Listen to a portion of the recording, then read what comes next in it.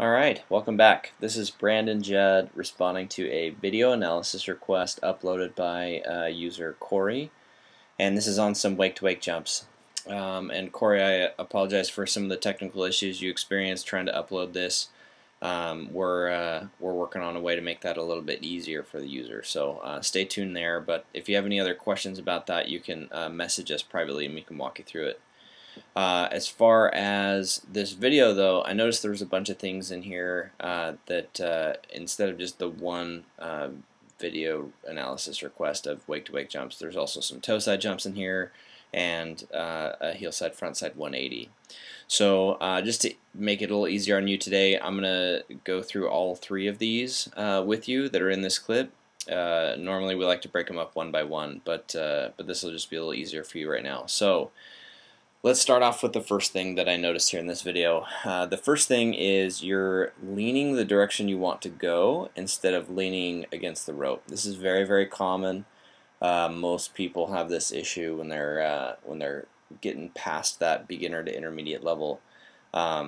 Because when we're walking on the ground, anytime we're normally just walking around, the direction that we lean is always the direction we're traveling.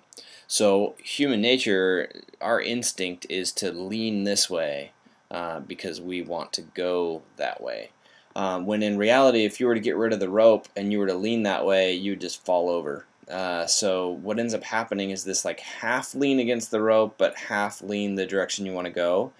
And you're leaning the direction you want to go, all of that energy and effort is just being wasted. So the only thing that's doing anything is the lean directly against the rope. So this position causes you to overload the nose of the board. You'll see the spray line there is right up against the corner of the board there where it starts to round out to the nose.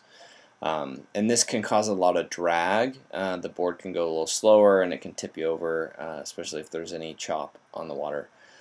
So this is a habit that will work into your heel side jumps. You'll start edging in like this on your heels, and this will actually get you not properly weighted on the board, and you'll get some funky pop. So when you're edging out for your toe side jumps, try to practice it without leaning toward the direction you're going, and only isolate your lean toward or away from the rope itself.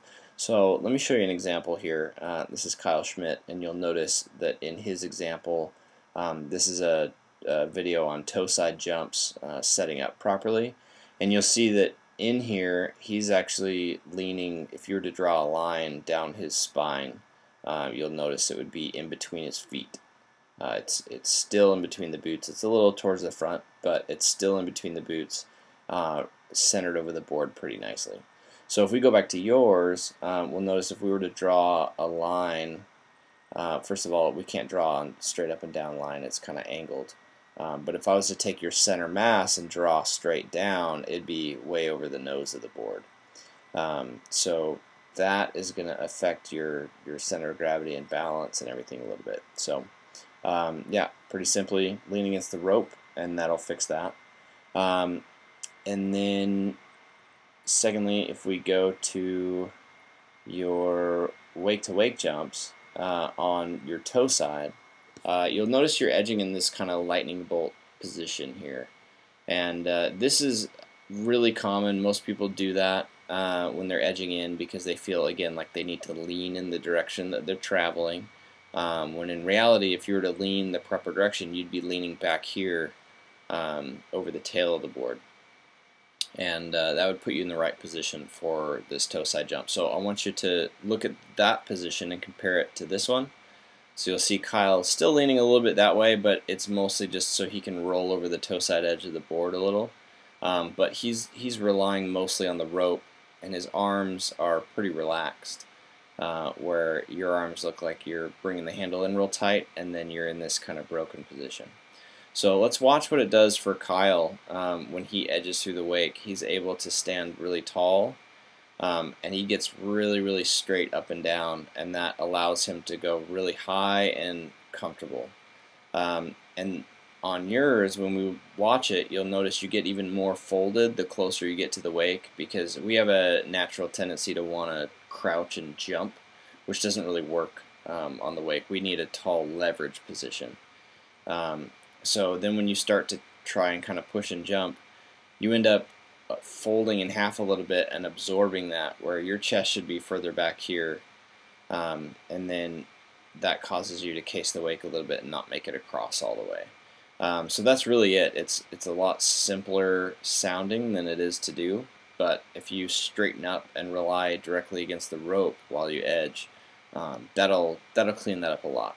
So let me give you a few drills that you can work on. The first thing is, if you watch this video, Toe Side Jumps, the Perfect Setup, this will show you how to keep your momentum rolling and how to be in the right body position through the wake. And then once you've seen that, ideally go and watch this toe side leverage drill. You'll notice Kurt here, he's got only his backhand on the handle, and look how far in front of him his hips are compared to his shoulders. That's a way to sort of force yourself to get leverage against the rope instead of leaning the direction you want to travel. And this is a good one. So go through some of the drills here and practice that, and that'll clean that up a lot. Another drill you can work on is called cleaning up toe side pop, and this drill is where you over twist. And what it forces you to do is it forces you to keep those hips forward and only rely against the rope, because if you were to do this in that broken position, it just wouldn't function. You have to be tall in order to twist properly. So that's a good one too. So I would work on that drill and the toe side leverage drill, and you should see a significant improvement in your toe side jumps right away. It may take a few different sets to practice this at the beginning of your set a couple times, and then ride and then repeat, and it may take you a few sets to get through it, but overall it's going to really improve your riding. Even if you don't see an instant result, know that it's embedding the right things in your riding. Alright, so let's talk about the heel side jump now.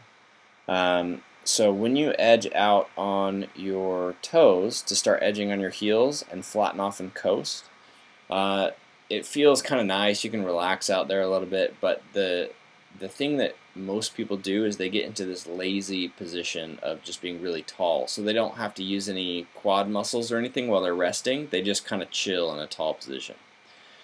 So what that does is it puts you in a really tall leverage position even though you're relaxed. So when you start your edge in, you're going to be edging really hard, really aggressively without even trying. And then when you break at the waist, when you bend and kind of crouch down so you can give a good leg push, you lose leverage. So you start out hot, back it off, and then you try to get hot again, and it just sort of messes up your rhythm. So I want you to watch this video and practice some of these drills. It's heel side jumps, the perfect setup. So you notice Kyle here, see how his knees are bent? He has rolled his knees forward, his legs are bent, and he's nice and upright. So in this position, his quads are going to be burning a little bit. It's kind of that invisible chair, wall squat type of position. And then when we go and look at yours, you'll notice you're really tall and relaxed. So that is one thing that we need to change. Oh, sorry here. That is one thing we need to change between this position and this position. We want to get you looking more like Kyle's, so that when you do edge in, you're already crouched and you can just continue to get taller and taller and taller all the way through the wake, and it will really clean your jumps up. So let's look at this here. So you're tall, and then see how you're starting to squat more and more and more, and then when you start to stand tall again, your board flattened off a little too much. You'll notice there's a little slack in the rope, and that makes it hard to stand really tall at the wake, and it just kind of throws things off. I know you let go with your front hand because I think you were thinking about a 180, so I wouldn't worry about that too much. But yeah, it'll just make that more consistent and a lot less effort if you go over here to this heel side jumps, the perfect setup video, and watch that and go through some of the drills in there. Alright, the next thing that I noticed in that, if we back up here a little bit, is at your position at the wake, you'll notice your board is almost all the way through the wake now, and your back leg is still bent. So there's a drill we have for that called the standing tall drill. where you edge out on the outside of the wakes on your heels, and you lock your legs straight and kind of force them straight again. So I would go through this drill because there's a big difference when you edge in and actually lock your legs out all the way. See that one, Chad didn't lock his legs out, and he doesn't quite go very high. But then this next jump, you'll watch him lock his legs all the way out, and it goes way, way higher with much less effort. But it's just a little uncomfortable to trust that position. So I'll have you go through this drill, the standing tall drill, and do a couple of those in between each wake jump, and that will make your heel side jump a lot higher, a lot more consistent, especially once you've made the setup really smooth and easy. Alright, moving on to the next point. So this is your heel side front side 180, and again, if you were to correct some of the heel side jump things, it'd make this easier. So you wouldn't be tall here, you'd be in more of that like baseball ready position. You'd be squatted down a little more, and that'll keep your line tension a lot more consistent. And then your back leg here would be fully straight, so that we could get as much pop out of the wake as possible, so you don't absorb any of that pop. And then you would, for this, I would start spinning a hair later, because when you start spinning too early, it puts you on your heels. So you'll notice this angle, you're a little on your heels. It looks like you've done it enough to be able to correct for that, but it really forces you to put the brakes on. You've probably experienced a lot of slipping out on your heels in your process of learning this. But I like that you re-correct that again. That's really good, that you get back onto your toes. So yeah, that's really, really good. I like that a lot. But once you correct those first two things, I think the rest is going to kind of come into play. And something you can do to retrain this switch toe side edging position is to go through this drill. This is a heel side front side 180 progression ladder. So I wanted to kind of walk through Billy's heel side front side 180 and compare it to yours. So we just watched yours, and you'll notice that Billy is a lot more seated here than you are as he edges in. And then when he stands tall at the wake, he'll straighten his legs all the way, and then you'll notice he'll wait until he gets up towards the peak of his jump to start turning his board. Keeps both hands on the handle for a second or two longer, and then finishes edging and landing on his toes with his chest pitched over a little bit towards his landing side. So there is a little bit of a pitching over that needs to happen here. And I'll just watch that one time through. So nice crouched position, stand tall all the way, be nice and patient so you can pitch over under your toes, and then that'll clean it up and make it really, really nice and consistent. But that's about it. It looks like you're on the right track. For a lot of these things, you're really, really close, and I just kind of went through and nitpicked some of the things that you could improve on if you're looking to add some drills into your riding to strengthen these fundamentals. Alright, if you have any questions, you can hit us up down here in the comment section below, or you can work on some of these things, re-record it, submit another video, and we'll analyze that one. Thanks again.